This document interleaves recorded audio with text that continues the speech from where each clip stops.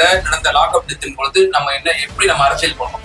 இங்க பாரு, அரசியல் தான் பண்ண முடியும். அப்ப என்ன அவியலா பண்ண முடியும்? இப்ப என்ன அவன் அரசியல் பண்ணாம அவங்க என்ன தலைவரா அவியல் பண்றாரு? இப்ப என்ன பண்றாரு? இப்ப எடப்பாடி பழனிசாமி எங்களை விட்டு வைக்கிறாரா? காவல் நிலையத்துல லாக்அப் டெத் நடக்கக்கூடாதுன்னு பார்த்துருப்பாங்க. ஆனா நீங்க இந்த 3 ஆண்டுகள்ல சட்டமன்ற கூட்டத்தோட நடக்கிற போது லாக்அப் டெத் நடந்ததா இல்லையா? ஒட்டுமொத்த அரசாங்கத்துக்கு இது ஒரு கெட்ட பேரை உண்டு பண்ணுது. கடந்த கிட்டத்தட்ட ஒரு 20 தினங்களுக்குள்ள ஒரு 4 லாக்அப் டெத் நடந்திருக்கு.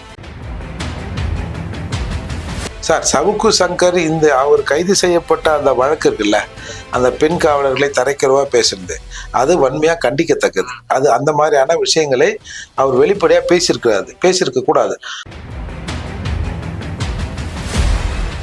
இவர் அப்துல் டிக்கெட்ல தகராறு பண்ணாருன்னு ஒரு எஃப்ஐஆர் போட்டு கூட தந்து வைக்கலாம். அப்புறம் தான் இல்ல அவர் காமாட்சி நாயுடு, அவர் மூர்த்தி கூடலாம் நான் பேட்டி எடுத்துன்னு இருந்தேன் அப்படின்னு நீங்க கோர்ட்ல தான் நிரூபிக்க வேண்டியிருக்கும். சப்ஸ்டியூட் அவன் போடுவாங்கல்ல, அண்ணாமலை அவரும் அப்படிதான் போட்டாங்க. ஏன் அதை சரி பண்ண வேண்டியதானே? இல்ல சார், எல்லாமே ஏதோ அவங்க வச்சதானே சட்டம். நீங்க தான் இந்தியாவை அடுத்த ஆள போறன்னு சொல்றீங்க. இல்ல அது சொத்த இது சொத்தன்னு எல்லாத்தையும் வெளியில போட்டுருவான் சார். அதை விட இன்னொன்னு தேதியை போட்டு பாரியா வரும் சார். இன்னொன்னு எளிமையா சொல்ற பாருந்தா, பெய்த மழையில் சிறுவர்கள் மகிழ்ச்சியோடு துள்ளி குதித்து விளையாடினார்கள். பாலங்கட்டி மழை பெஞ்சது இல்ல,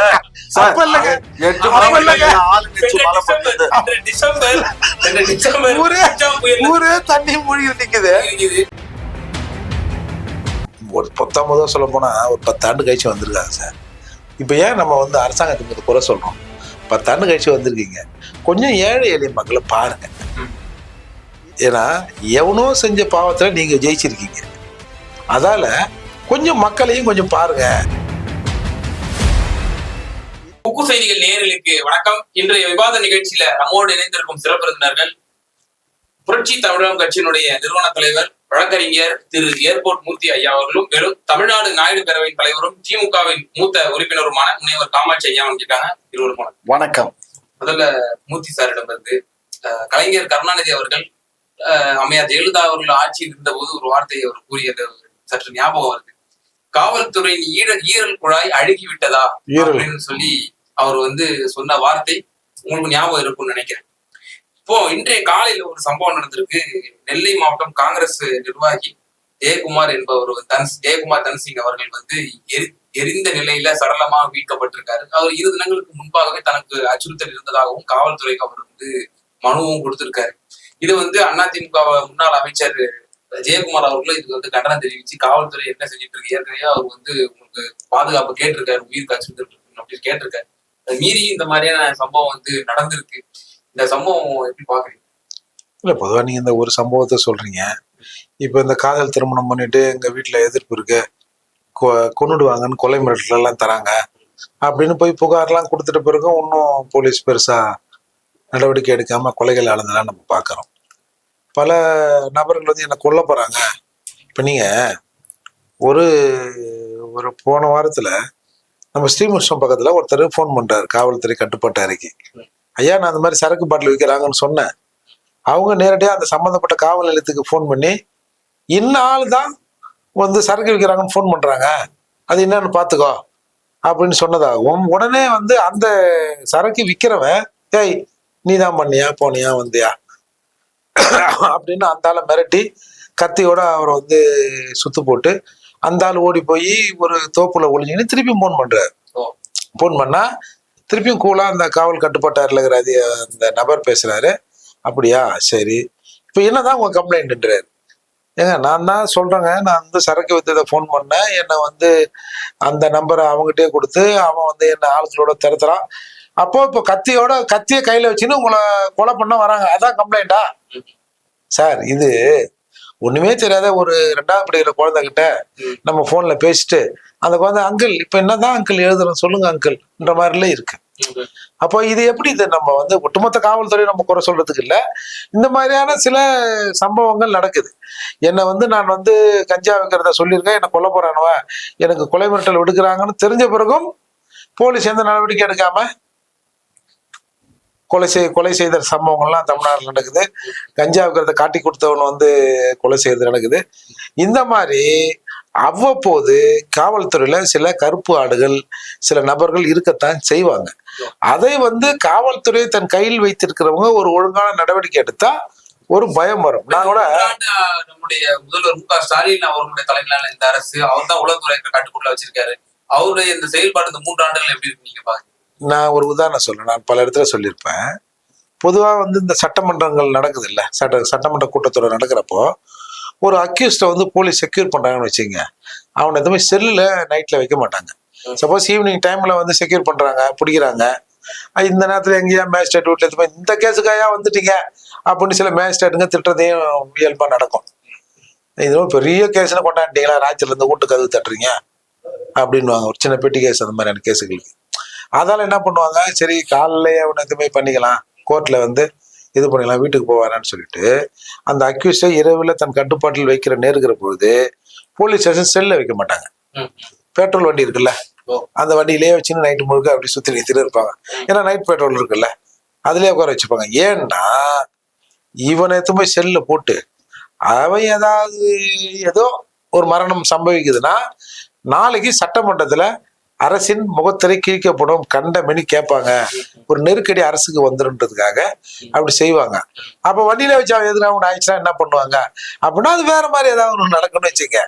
காவல் நிலையத்துல வந்து லாக்அப் டெத் நடக்கக்கூடாதுன்னு பார்த்துருப்பாங்க. ஆனா நீங்க இந்த 3 ஆண்டுகள்ல சட்டமன்ற கூட்டத்தோட நடக்கிற பொழுது லாக்அப் டெத் நடந்ததா இல்லையா? அப்போ ஒரு லாக்அப் டெத்துல அவங்க காவல்துறை என்ன அறிக்கையை கொடுக்குதோ அந்த அறிக்கையை முதலமைச்சர் படிச்சாரா இல்லையா? டிஜிபி சைலேந்திர பாபு அவர்கள் இருந்தபோது நீங்க ஆமா, அதுக்கப்புறம் போஸ்ட்மார்டம் வந்த பிறகு அதை மாத்தி படிச்சாரா இல்லையா? அப்போ இதெல்லாம் காவல்துறையின் செயல்பாடுகள் குறைவு தானே சார். ஒரு அரசுக்கு கெட்ட பெயரை ஏற்படுத்துறது ஊழல்னு ஒரு பக்கம் சொல்லுவாங்கல்ல. ஆனா இந்த சட்டம் ஒழுங்கு பிரச்சனை, காவல்துறை திறம்பட செயல்படாத தன்மை இருக்குல்ல, நம்ம எல்லாம் ஒட்டுமொத்தமா சொல்லல, அங்க ஒன்றும் இங்க ஒன்றும். நீங்க சென்னையில ஒரு போலீஸ் ஸ்டேஷன் லிமிட்லயும் ஒரு கொலை நடக்க வேணாம். ஒட்டுமொத்தமா தலைநகர்ல எங்கன்னா ஒரு இடத்துல ஒரு கொலை நடக்குன்னு வச்சுங்க, டெய்லி ஒரு கொலை. ஏன்னா அது மெட்ராஸ் ஃபுல்லா டெய்லி கொலையா, ஒரு லிமிட்லயே நடக்கல, எங்கேயோ ஒரு இடத்துல நடக்குது. ஆனா அது ஒட்டுமொத்தமா மக்கள் கிட்ட எப்படி போவோம்? தினமும் நடக்குதா? டிவி திறந்தா கொலைங்கிறான், பேப்பரை பார்த்தா கொலைன்றான். நடக்கிறது ஒரு கொலையா தான் இருக்கும். இத்தனை லட்சம் மக்கள் வாழ்கிற இடத்துல ஒரு கொலை அப்படின்னு சாதாரணமாக சொல்லுவாங்கன்னு வச்சுங்க. ஆனா ஒரு உயிர், அதை பார்க்கிற போது பொதுமக்களுக்கு டெய்லி கொலையா, எங்க பக்கத்துல நாளும் கொலையா அப்படின்னு சொல்லுவோம். அப்போ காவல்துறை பார்த்துங்கன்னா அரசு நல்ல அரசு அப்படின்னு ஒரு பெயர் வரும். அதால ஒரு அரசுக்கு நல்ல பெயரை ஏற்படுத்தி கொடுப்பதும் கெட்ட பெயரை ஏற்படுத்தி கொடுப்பதும் காவல்துறை தான். அதில் சில விஷயங்கள் மாதிரி நடக்கத்தான் செய்யுது. திரு காமாட்சி ஐயா, நம்மளோட இந்த 3 ஆண்டு காலத்துல திராவிட மாடல் ஆட்சி, நம்மளுடைய காவல்துறை உளவுத்துறை கூட நம்முடைய முதல்வர் கட்டுப்பாட்டில் தான் இருக்கு. செயல்பாடு எப்படி இருக்கு? இப்ப கூட நான் ஒரு மேற்கோள் காட்டி கேட்டேன். நெல்லை மாவட்டத்தினுடைய கிழக்கு மாவட்ட காங்கிரஸ் தலைவர் அவர் வந்து இன்றைய சடலமா வந்து அவர் மீட்கப்பட்டிருக்காரு. சம்பந்தமா எதிர்கட்சிகளும் வந்து இந்த சார் ஒன்னே சொல்லிடுறேன், அதையும் கேட்டு சொல்லிட்டோம். இந்த ஊராட்சி மன்ற தலைவர்கள்லாம் திமுக ஊராட்சி மன்ற தலைவர் எத்தனை பேர் கொலை செய்யப்பட்டிருக்காங்க? இப்போ ரீசெண்டா திமுக பொறுப்பாளர்கள் எத்தனை பேர் கொலை செய்யப்படுறாங்க? அதையும் அதுல சேர்த்துங்க. நம்ம ஆட்சியில வந்து இப்படி வந்துட்டு இருக்கு. ஆட்சி மாறாலும் காட்சி மாறும் மாதிரி தெரியுது. கலைஞர் அவர்கள் அப்போது எதிர்கட்சியா இருந்த பொழுது ஈரல் குழாய் அழுகி விட்டது, காவல்துறையினுடைய ஈரல் குழாய் அப்படின்னாரு. அது இப்போ கண் முன்னே பாக்குறது போல இருக்கு அப்படின்னு சொல்றாங்களே மக்கள். இல்ல, இப்போ திரு மூர்த்தி அவர்கள் சொன்னது வந்து 100க்கு 100 உண்மைதான், அதை மறுப்பதற்கு இல்லை.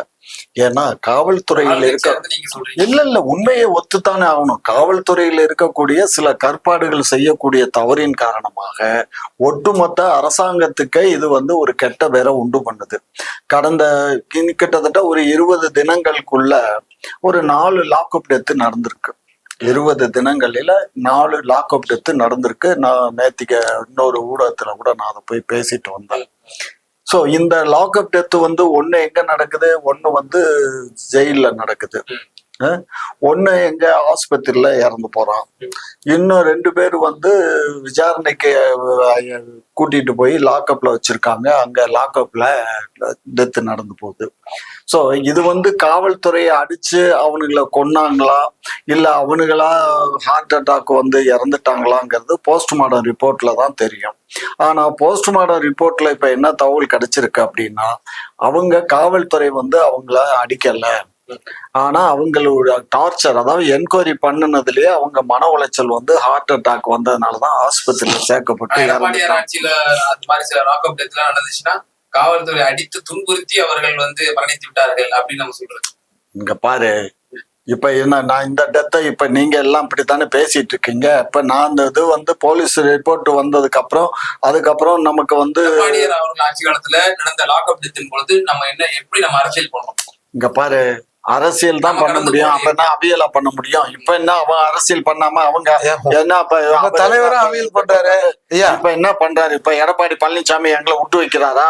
ஊன்னாக்க சிறைவாசம், இன்னமும் மூணா சிறைவாசம், ஊன்னா தூக்குங்க மனவாசங்கிற மாதிரி தானே பேசிட்டு கிடக்காரு. அதுவும் பொம்மை முதல்வர்னு 1000 வாட்டி சொல்லிட்டு இருக்காரு. என்னமோ இவர் என்னமோ இது பிரச்சாரத்தின் போதுதான் அவர் சொல்றாரு. அதெல்லாம் கிடையாது. நான் சொல்லவா, நீங்க எதிர்கட்சியா இருந்த பொழுது ஒவ்வொரு முறையும் வந்து பதவி விலக வேண்டும். எடப்பாடி பழனிசாமி பழனிசாமி பதவி விலக வேண்டும். இங்க பாருங்க, உண்மையை சொன்னா உங்களுக்கு கஷ்டமா இருக்குது. டிவியில போட்டு காமிச்சா பரப்புரை பண்ணீங்க, தவறா பண்றீங்கிறீங்க. நாங்க என்ன இவர் ஊர்ந்து போனதை நாங்க இல்லைன்னு நான் சொல்ல முடியாது. அவரே அதை சொல்லல, அவரே அதை வந்து மறுத்தாராங்க. நாங்க டூப்பு போட்டோமா? டூப்பு ஆனா உன பாதம் தாங்கின்றது உண்மைதான். யார் சொல்லும் போது சிக்கல் வருது. என்ற ஒரு இளம் வயது யார் சொன்னா என்ன நடந்த நிகழ்ச்சியை சொல்றதுக்கு யார் சொல்லணும்? அப்புறம் ஆனா எப்படி எந்த விதத்துல சொல்றாரு? மோடியை பார்த்தா அப்படியே படுத்துருவாரு. இல்ல அது சார், அதனால இரட்டை அழுத்தம் கலந்து பார்த்தா அப்படியே முட்டி போட்டுறாரு. இது என்ன? அது நீங்க தப்பா நினைச்சுக்காதீங்க. அதுதான் பிரச்சனை. எடப்பாடி முட்டி போட்டு போனாருன்னு சொல்லு வார்த்தையில நாங்க அப்படி நினைச்சு அந்த எண்ணத்துல நாங்க பேசலப்பா. நீங்க தவறான நோக்கத்துல பேசுறீங்க. தவறு கிடையாது. ஒரு தடவை சொன்னார்ல, சும்மா என்ன ரொம்ப அழகான வேட்பாளர் கிடைச்சிருக்காங்க உங்களுக்கு. ஏன் அந்த அம்மா அழகா இல்லையா? ஏங்க அந்த அம்மாவுக்கு வயசு என்னங்க? இவர் பேருங்க 65. யாரு இல்லைங்க? பாட்டி வயசுங்க. ஆமா, என்னுடைய தங்கச்சி தான். இப்படிதான் தேர்தல் பிரச்சாரம் பண்ணாங்க. அவங்க வந்து இங்க பாருங்க, இதெல்லாம் வந்து ஒரு அன்பு இல்ல. இதை நம்ம இப்ப நான் இதை இப்படியே பேசிட்டேங்க. இதை கட் பண்ணி கூட ஒரு 2 வார்த்தை பேசினா அது வந்து அநாகரிகமாயிடும்ல. கண்டிப்பா ஆயிரும். அத மாதிரிதான் உதயநிதி வந்து எடப்பாடியார் முட்டி போட்டு போனதை பேசினார். யாரும் தப்பா நினைச்சிடாதீங்க, நான் அந்த அர்த்தத்துல சொல்லல. நினைச்சிருவாங்கிறதுக்காக தான். இந்த மருந்து குடிக்கும் போது குரங்க நினைக்காத நான் ஒருத்தன். இப்ப நம்ம காவல்துறையோட செயல்பாடு தொடர்ச்சியா பாக்குறோம். அது ரொம்ப மோசமான நிலையில் இருக்க மாதிரி தெரியுது. இல்ல பிரபு அவர்கள் வந்து காவல்துறை அறைக்கு வந்து ஒரு தொடர்பு கொண்டு 4 நாட்களா அது தொடர்ச்சியா சொல்றாரு. இந்த உயிருக்கு அச்சுறுத்தல் இருக்கு, என்னால வந்து வெளியே நடமாட முடியல அப்படின்னு தொடர்ச்சியா சொல்றாரு. அப்போ மெத்தன போக்கா வந்து காவலர்கள் வந்து அவரை டீல் பண்ணாங்க. கடைசியில பேசிட்டு இருக்கும் போது எதிர்த்தாப்புல வந்து நம்பர் பிளேட் இல்லாத வாகனம் வருது. ஐயோ என் லைஃப் போச்சே அப்படின்னு சொல்லி அவர் கதறாரு. சம்பவம் நடந்துச்சு. நம்மளோட திராவிட மாடல் ஆட்சி தான் இருந்துச்சு 2 மாதங்களுக்கு முன்னதாக. எல்லா இடத்துலயும் எல்லாமே நடக்குது. அது வந்து இல்லைன்னு சொல்லல. இது வந்து இவர் வந்து ஒரு பத்திரிகையில இருந்தவர். இவர் வந்து எங்க புகார் பண்ணணும்? இவர் வந்து சாதாரண காவல் நிலையத்துக்கு ஏன் போன் பண்ணணும்? காவல் நிலையத்துக்கு போன் பண்ண டிஜிபிக்கு வேணாங்க, நெட்ல கம்ப்ளைண்ட் கொடுக்க வேண்டியதானே சார்? காவல் நேரடியா போன் எடுத்து பேசியே வந்து ஒண்ணு நடக்கும். இல்ல நெட்ல கொடுத்தாக்கா, நெட்ல கொடுக்கும்போது என்னன்னா மோடி ஆட்கள்ல எல்லாமே டிஜிட்டல். அதனால நெட்ல கொடுத்தீங்கன்னா எல்லாருக்கும் போயிடும். அப்ப அதுக்கு ஏதாவது சொல்யூஷன் கொடுத்தாகணும். அதுக்காவது போலீஸ் வருவாங்க. ஐயா சொன்னது நல்ல பாயிண்ட் சொன்னாங்க. போன்ல நம்ம கம்யூனிகேட் பண்றோம், இந்த மாதிரி துல்லியமா சொல்றோம், தொடர்ச்சியா சொல்றோம். அதுக்கு எந்த ஒரு நடவடிக்கையும் இல்லை. இன்டர்நெட் போனவொடனே அந்த மனு போனவொடனே அவங்க பார்த்து உடனே நடவடிக்கை எடுத்துருவாங்களா? தம்பி, இன்டர்நெட்ல நீங்க கனெக்ஷன் கம்ப்ளைண்ட் கொடுத்தா அது வந்து டாப் டு பாட்டம் வரலையும் போயிடும். அப்ப அது என்ன கொல்ல வரா, அத கத்தி வச்சுனா என்ன தேடுறாங்க. என் உயிருக்கு உத்தரவாதம் இல்ல. அப்ப அவன் செய்வதறியாத அவனோட மைண்ட் செட் எப்படி இருக்கும்? நீ போய் நெட் ஆன் பண்ணி கம்ப்யூட்டர் ஆன் பண்ணி டைப் பண்ணிட்டு அவனுக்கு ஒவ்வொரு நான் வந்து கதை வசனம் எழுதிட்டு இருப்பேனா, எனக்கு இந்த மாதிரி நேர்ந்தது இது போல எனக்கு நேர்ந்தது, எனக்கு அச்சுறுத்தல் வந்து கொண்டிருக்கு, ட்ரை பண்ணிட்டு இருப்பான் அவன். 24 மணி நேரமா அவனுக்கு அச்சுறுத்தல் இருந்து சார் அவன் எத்தனை நாள் சார் அவன் போன் பண்ணி அந்த நேசப்பிரபு எத்தனை நாள் போன் பண்ணிருக்கான்ல, அப்ப அத்தனை நாள் போன் பண்றவன் அப்ப வந்து ஏன் நெட்ல போட முடியாது? அப்ப நீங்க இதே கேள்வி நான் காவல்துறை வைக்கிறேன். இத்தனை நாள் போன் பண்ணிருக்காங்க, ஏன் நடவடிக்கை இல்லை? நான் அதத்தான் காவல்துறை அயோக்கிய பையன் இருக்கான்னு சொல்லிட்டோமே, அவரே ஒத்துக்கிட்டார்ல கருப்பாடு இருக்குன்னு. ஆள் கட்சியா இருந்துட்டு அப்படி இல்ல கருப்பாடுகள் இருக்கு. இங்க பாரு, அந்த காவல்துறை யாருக்கு இவர் போன் பண்ணி அவன் போனை ரிசீவ் பண்ணானோ அவனை உடனடியாக சஸ்பெண்ட் பண்ணியாச்சா தெரியுமா உங்களுக்கு? நம்ம அந்த ஆளை சொல்றதுக்கு அந்த சிஸ்டம் தாங்க சொல்லணும். அவனை சஸ்பெண்ட் பண்ணியாச்சு. சிஸ்டம் நம்முடைய திராவிட மாடல் இது ஃபெயிலியர் அப்படி ஒத்துக்கங்க, மக்கள் மத்தியில ஒத்துக்கங்க. எங்களுடைய ஆட்சி ஃபெயிலியர் கிடையாது. 1-2 கருப்பாடுகள்னால எங்களுக்கு ஒட்டு மொத்தமா எங்க ஆட்சிக்கு கெட்ட பேரு வருது. தவறுதான், காவல்துறையில் இது வந்து கருப்பாடு இருக்கிறான் அப்படின்னு நீங்க சொல்றீங்க, ஆனா ஃபெயிலியர் ஒத்துக்க மாட்டேங்கிறீங்க. இப்ப ஐயா காமாட்சியாக்கு ஒரு சிக்கல்னு வச்சுங்க, நேரா இங்க இருந்து அண்ணாரி எழுத்து போன் பண்ணுவாரு, ஏங்க இந்த மாதிரி இருக்குங்க, இந்த மாதிரி இருக்குங்க, நம்ம வீட்டாண்ட பிரச்சனைங்க அப்படின்னு கண்ணாரி எழுத்து சொன்னா அவங்க அதை பார்த்துப்பாங்க. ஒரு சாதாரண ஏழை எளிய மக்கள் எங்க போன் பண்ணுவான்? 100க்கு தானே போன் பண்ணுவான். ஒரு சிக்கல்லாம் சார், எளிய மக்களின் கடைசி நம்பிக்கை நீதிமன்றம்னு சொல்லுவாங்க. ஆனா அதுக்கு முன்னாடி போலீஸ் அங்கேயே பல விஷயங்கள். டக்குன்னு போன் பண்ணா போலீஸ் வந்துட்டாங்கன்னா அந்த பக்கம் 100 பேர் கூட இருக்கட்டும், நம்ம பக்கம் 2 போலீஸ் வந்தாங்கன்னா யோ உங்களை 2 பேர் வாங்க, யோ நீ ஸ்டேஷன் வாயா, அங்க வச்சு பேசிக்கலாம் அப்படின்னு போலீஸ் வந்து நம்மள செக்யூர் பண்ணுவாங்க அங்க இருந்து. அதுக்கப்புறம் நல்லது கெட்டது நடக்கும், வேற விஷயம். அப்போ எளிய மக்களின் கடைசி நம்பிக்கை போலீஸ் தான், நீதிமன்றம் அப்புறம் தான். அப்போ அந்த போலீஸ் திறம்பட செயல்பட்டா, இல்ல நடுநிலையா செயல்பட்டா, இல்ல சட்டம் ஒழுங்கு பிரச்சனை சீர்கேடாத அளவுக்கு நம்ம டக்குன்னு போய் ஏதாவது ஒரு நடவடிக்கை எடுக்கணும்னு நினைச்சா எல்லாமே நல்லா இருக்கும், அரசுக்கும் நல்ல பேர் இருக்கும். அப்போ இவங்க ஏன் செய்யல சார்? இவங்க அப்படிதான் செய்யாம தான் இருப்பாங்க. அதை கண்காணிக்கிறவர்கள் ஸ்டடியா இருந்தாங்கன்னா கீழே வேலை செய்யறவங்க சரியா பாத்தீங்க. இந்த 3 ஆண்டுகால ஆட்சியில வந்து காவல்துறை சரியாதான் செயல்படுதா, இல்ல கலைஞர் அவர்கள் சொன்னது போல ஈரல் குழாய் அழுகி விட்டது நீங்க பாக்குறீங்களா? எப்படி பாக்குறீங்க சார்? அந்த குழாய் என்னதான் நீங்க ஆபரேஷன் பண்ணாலும் 1-2 பேர் வந்து அப்படி இப்படி அத்துமீறதான் சார் செய்வாங்க போலீஸ்ல. இப்ப நீங்க முன்னாடிலாம் அதான் நான் சொன்னேன் தெரியுங்களா, போக்கத்தவனுக்கு போலீஸ் வேலை, பக்கத்தவனுக்கு வாத்தியார் வேலைன்னுவாங்க. இப்போ மாப்பிள்ள போலீஸா, இதர வறுமடி நல்லா வருமா, அவர் வந்து தாசியார் ஆபீஸ்ல இருக்கிறாராம், நல்ல இதர வறுமடி வருமா, அதனால பொண்ணை நம்பி கொடுக்கலான்ற அளவுக்கு இன்னைக்கு வந்துட்டாங்கல்ல. அதால இந்த மாதிரி பப்ளிக் கூட வந்து ரிலேஷன்ஷிப் வைக்கிற இடத்துல பணம் லஞ்சம் பொருளை தான் செய்யும். அது நார்மலா வரைக்கும் ஒன்றும் பிரச்சனை இல்லை, ஒரு கிவ் அண்ட் டேக் மாதிரி ஆயிடும் சார். அப்போ சிலர் வந்து இதுக்காகவே அடிக்ட் ஆயிடும். இப்போ கஞ்சா ஒரு இடத்துல பிடிப்பாங்க, இன்னொரு வியாபாரம் கொண்டு வித்துருவாங்க. சாராயத்தை ஒரு இடத்துல பிடிப்பாங்க. தலைவர்கள் என்ன சொல்றாங்க அப்படின்னா, ஒரு வட்டத்துக்குள்ள இன்ஸ்பெக்டர் ஒரு ஸ்ட்ராங்கான ஒரு உத்தரவு போட்டாரு, இப்ப இருக்கக்கூடிய பகுதிகளில் கஞ்சா புழக்கம் இருக்கக்கூடாது அப்படின்னு சொல்லி அவர் உத்தரவு ஒண்ணு அவருக்கு போட்டோம் அப்படின்னா அது வந்து நடைமுறைப்படுத்தலாம். அது வந்து படுத்தலாம் சார், புழக்கம் அவருடைய கண்காணிப்பு இல்லாம புழக்கம் இருக்காது அப்படின்னு சொல்றாங்க சார். படுத்தலாம். இப்ப நீங்க இதுக்கு நான் இன்னொரு உதாரணம் சொன்னோம்னா, இப்ப என்னோட காவல் நிலைய எல்லையில இந்த மாதிரியான 2ஆம் நம்பர் வேலையை நடக்கூடாது ஒரு இன்ஸ்பெக்டர் நினைச்சிட்டாருன்னா நடக்கவே நடக்காது. அரசியல்வாதி என்ன பண்ணுவான், ஆளுங்கட்சியில இருந்து சார் என்ன சார் பக்கத்து ஸ்டேஷன் லிமிட்லாம் விற்கிறாங்க, இன்னும் ரொம்ப பெரிய ஸ்ட்ரிக்ட், நீங்க என்ன டிஜிபி நினைப்பா உங்களுக்கு? எல்லா இடத்துலயும் வைக்கிறாங்க, நீ என்ன இந்த மாதிரிலாம் பண்ணா உன்னை மாத்திரும் பாத்துக்க. அரசியல்வாதிகளுடைய அந்த இன்ஃப்ளூயன்ஸ் காவல்துறையில ஆமா மாத்திரம் பாத்துக்கோம்னா ஒரு சில இன்ஸ்பெக்டர், நான் எங்க போனாலும் இன்ஸ்பெக்டர் தான், எங்க போனாலும் எனக்கு அரசு சம்பளம் தான், நான் 60 வயசு வரைக்கும் நான் இன்ஸ்பெக்டர் தான், உன்னால முடிஞ்சா மாத்திக்கோ, இங்க இருந்தா இங்க வேலை செய்ய போறேன். சிலர் கண்ணிமிக்க ஒரு சிலர் எல்லாம் இருக்காங்க சார். பச்சை தண்ணி மாணிக்கணும் ஒருத்தர் சொல்லுவாங்க சார். சார் வீட்டுல இருந்து தண்ணியை திறந்து வரான், அந்த அளவுக்கு ஒரு ஆமா ஸ்டேஷன்ல தண்ணிய கூட ஸ்டேஷன் தண்ணி குடிக்க மாட்டாராம். அந்த மாதிரி ஸ்ட்ரிக்டா இருந்தவர்லாம் உண்டாங்க. நான் ஒரு தடவை தமிழ்நாடு கவர்மெண்ட் ட்ரெஷரிக்கு போயிருந்தேன். ஒரு நிலம் சம்பந்தப்பட்ட ஒரு பத்திரம், அதை டைப் பண்ணிட்டாங்க, அதை வந்து அங்கதான் போய் கேன்சல் பண்ணணும். அப்ப நான் போனேன், எங்க குடும்பம் சம்பந்தப்பட்டது. நான் போன உடனே ஒரு அதிகாரி ரொம்ப அவர் தான் சேர்பர்சனுங்க, ரொம்ப சிம்பிளா உட்கார்ந்தாரு. அப்போ எங்களை பார்த்துட்டு என்ன ஏதுன்னு கேட்டு இந்த மாதிரிங்க வந்தோம் கொடுத்தோம் சார், நீங்க யாராவது காசு கேட்பாங்க சார், அவர் நினைச்சா அங்க இருக்கிற அதிகாரியை சஸ்பெண்ட் பண்ணிடலாம், அவர் தான் நம்பர் 1 ஆபீசர். காசு கேட்பாங்க, நீங்க யாருக்கிட்டையும் கொடுக்காதீங்க, அந்த ஃபைல் எடுத்துட்டு வாங்க சொல்லிட்டு இந்த அரசு கோப்புகள் இப்படி எல் மாதிரி தைப்பாங்க தெரியுமா, அந்த மாதிரி அவரே தைச்சு இப்ப எடுத்துமே கொடுங்க. சிலப்ப நீங்க இதை கொடுத்தீங்கன்னா அதுல இருந்து ஒரு பேப்பரை உருவிட்டு அந்த பேப்பர் இல்லைன்னு உங்ககிட்ட நீங்க திருப்பி போய் அலைய வேண்டி இருக்கும் அப்படின்னு சொன்னார் சார். அப்போ அவர் காட்டுறாரு, ஒரு பைய காட்டுறாரு, இங்க பாருங்க சார், பையில மத்தியான சாப்பாடு தண்ணி எல்லாத்தையும் வீட்டுல இருந்து எடுத்துன்னு வந்துக்கிறேன். அப்படி இருக்கிற அதிகாரிகளும் இருக்கிறாங்க. அவங்கள இன்ஃபுளுன்ஸ் பண்ணா கூட சிலர் வந்து பயந்துடும், சில பயப்படாத அதிகாரிகளும் காவல்துறை நேர்மையான அதிகாரிகள் இருக்காங்க சார். சார் அப்படி ஒட்டுமொத்தமா கெட்டு போச்சுன்னா நாடே நாசமாயிடும். 1-2 அதிகாரிகள், பல அதிகாரிகள் நல்லவங்களா இருக்காங்க, அதுல 1-2 பேர் இந்த மாதிரி இருக்காங்க. இறுதியான கேள்வி முன்வைக்கிறேன் சார்.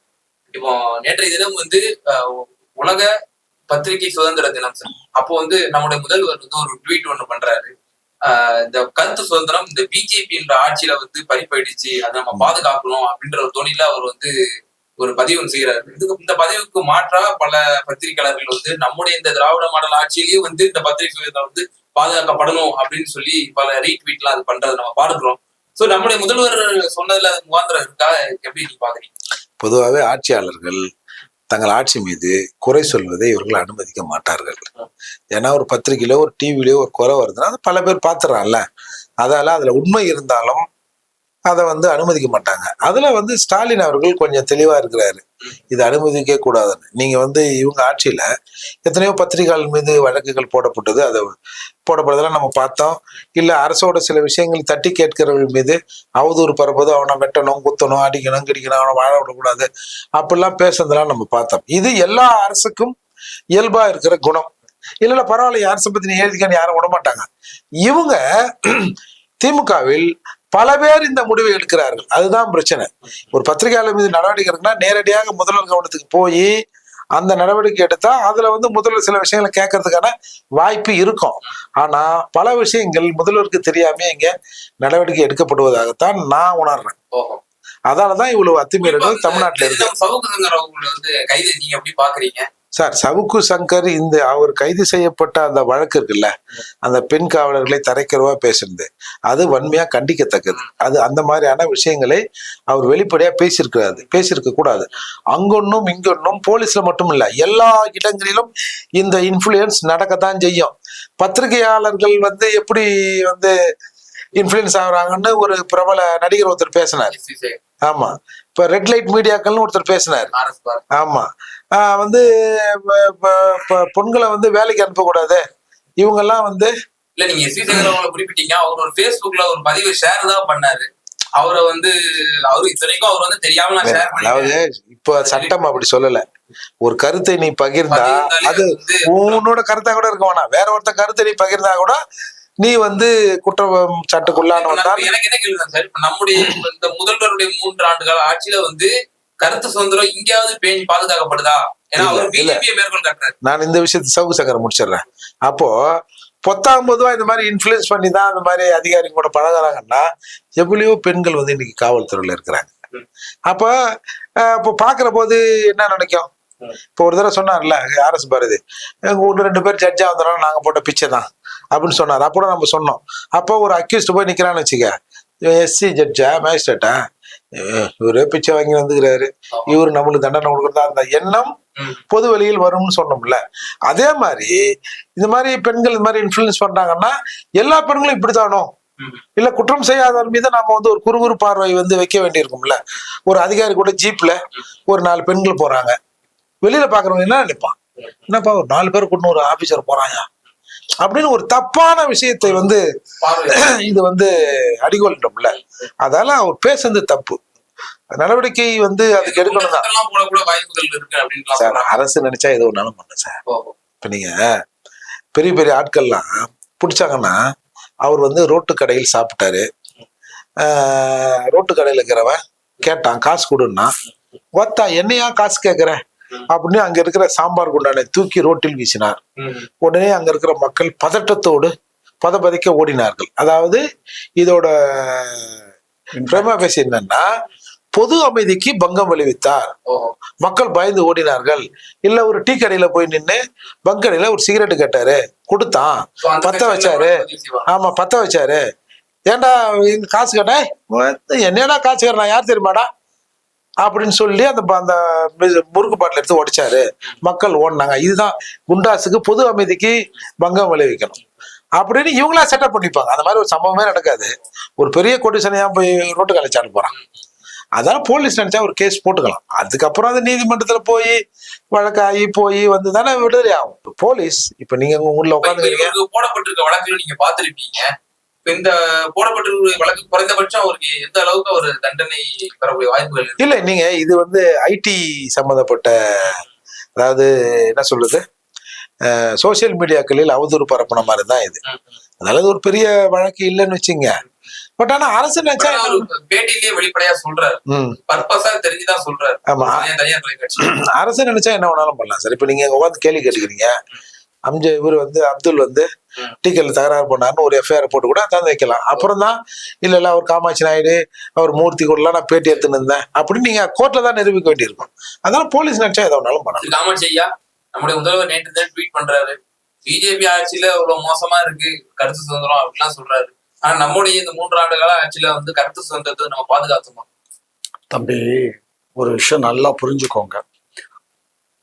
நேத்திக்க அமித்ஷாவுடைய 8th போட்டி போட்ட 16 நபர்களை அங்க இருக்கக்கூடிய காவல்துறை கடத்தியும் கைது செய்தும் மிரட்டியும் 16 பேர்த்த வாபஸ் வாங்க வச்சிருக்கு சார். இது நம்ம ஊர உள்ளாட்சி தேர்தலே நடக்குது சார்.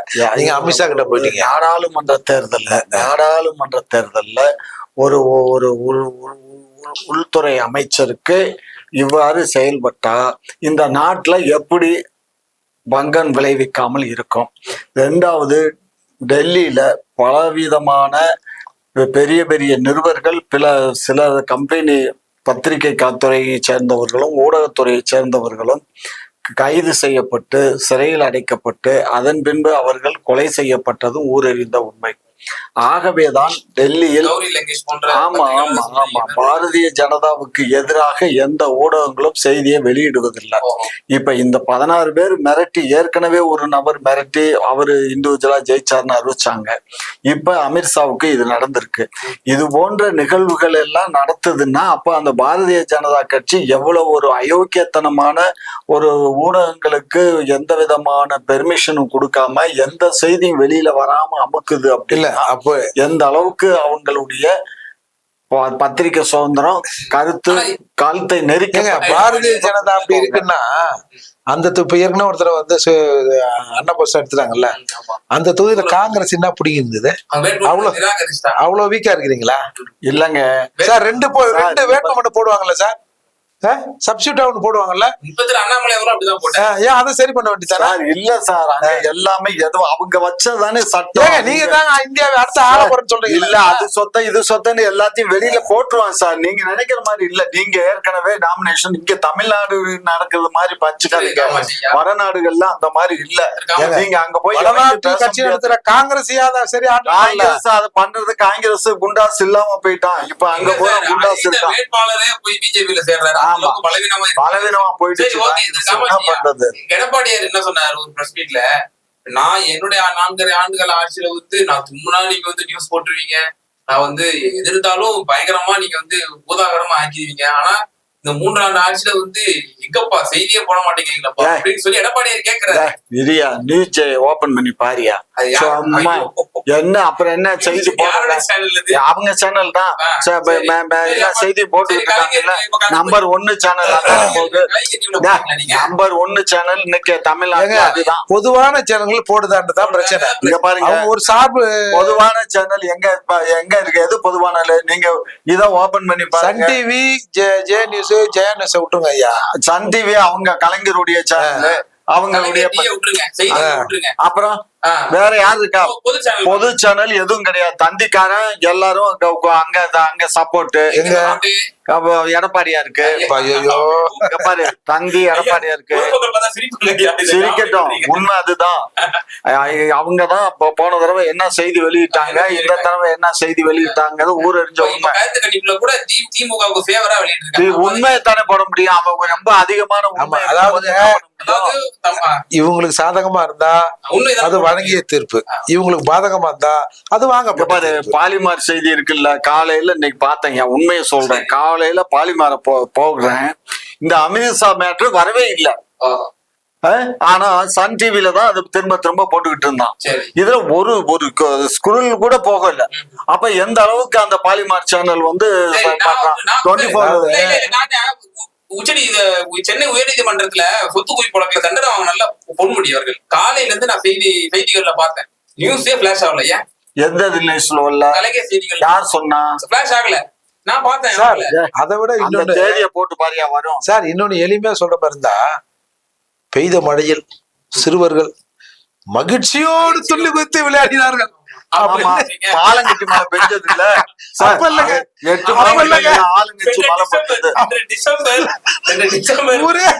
ஊரே தண்ணி மூழ்கி நிக்குது. மக்கள் எல்லாம் வந்து பப்ளிக் சொன்னாங்க. சந்தோஷம். முந்தா நாள் நடந்த நிகழ்ச்சி, நான் சொன்னது பழைய நிகழ்ச்சி. டிசம்பர்ல சொல்றேன். டிசம்பர்ல ஐயா மேற்கோள் காட்டுறாரு. நம்ம செய்திகள்லாம் எப்படி வெளியிட்டாங்க நடுநிலை பத்திரிகையாளர்கள்லாம், இந்த மாதிரி ரொம்ப மோசமான நிலையில இருக்கு, மிக்ஜாம் புயலால வந்து இந்த 3 மாவட்டங்களும் கடுமையான பாதிப்புள்ளாகி இருக்கு அப்படின்னாங்க. நம்ம செய்தி எப்படி போட்டோம்? இயல்பு நிலை தெரிவிட்டது. ஏதோ என்னைக்கோ ஒரு பழைய காட்சி, வெயில் அடிக்கிற மாதிரி காட்சி, அதை போட்டிருக்காங்க. ரோட்ல தண்ணி இல்லாத மாதிரி எல்லாம் போட்டாங்களா இல்லையா? ரோட்ல தண்ணி இல்ல மாதிரி போடல. வேளச்சேரியில அந்த ஏரியா பாதி வழியும், அந்த பாலத்துல இருந்து இறங்குற வழியும் தண்ணி இல்ல.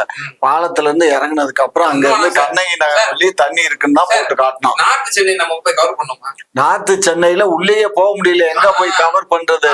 முதல்ல போனது ஊடகவியலாளர் அம்ஜத் அவர்கள். ஆமா, அவர் மட்டும் தான் முதல்ல போனாரு. அதுக்கப்புறம் தான் சவுக் சங்கர் என்பவர் போனாரு. பிற செய்தி ஊடகங்கள்லாம் அதுக்கு அடுத்ததான் போச்சு. முதல்ல அவரு தான் வந்து கவர் பண்ணாருங்கிறது பதிவு செய்ய விரும்புறேன். அப்போ இதுல கூட உங்க மீது குற்றச்சாட்டு வைக்கப்படுது. அந்த நார்த் சென்னைங்கிற பகுதியை வந்து நீங்க வந்து புறக்கணிக்கிறீங்க.